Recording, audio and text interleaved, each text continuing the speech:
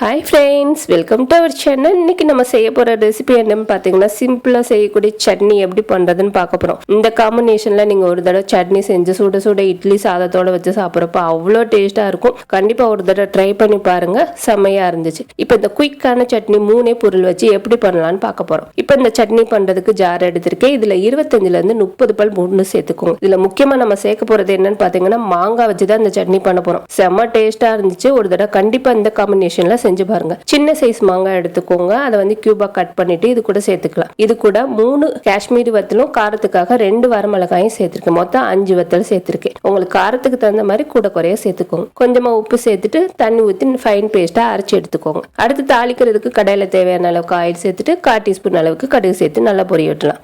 நல்லா பொரிஞ்சதுக்கு அப்புறமா 1 டீஸ்பூன் அளவுக்கு உளுந்தம் பருப்பு சேர்த்துக்கோங்க. இதுல கொஞ்சமா கருவேப்பிலை சேர்த்துட்டு நல்லா பொரிய விட்டுருங்க. இப்ப அரைச்ச விழுதை சேர்த்துட்டு கொஞ்சமாக இதில் தண்ணி ஊற்றி மிக்ஸ் பண்ணிக்கிட்ட போகிறோம். எப்போவுமே நம்ம இந்த காம்பினேஷனில் நான் செஞ்சது கிடையாது, ஆனால் செஞ்சு பார்த்தேன், செம்மையாக இருந்துச்சு. நல்லா அந்த மாங்காவோட டேஸ்ட்டும் இந்த பூண்டோட காரத்தோட வச்சு சாப்பிட்றப்ப செம்மையாக இருக்கும்.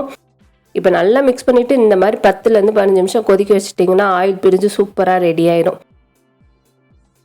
நல்லா சுட சுட இட்லி அதே போல் தயிர் சாதத்துக்கெல்லாம் வச்சு சாப்பிட்டிங்கன்னா செம்மையான காம்பினேஷனாக இருந்துச்சு. கண்டிப்பாக ஒரு தடவை ட்ரை பண்ணி பாருங்கள். இப்போ பார்த்தீங்கன்னா சுட சுட இட்லியோட வச்சு சாப்பிட போகிறேன். நீங்களும் ட்ரை பண்ணி பாருங்கள். இந்த வீடியோ உங்களுக்கு பிடிச்சிருந்துச்சுன்னா லைக் பண்ணுங்கள், ஷேர் பண்ணுங்கள், மறக்காமல் நம்மளோட சேனலுக்கு சப்ஸ்கிரைப் பண்ணுங்கள். தேங்க்யூ.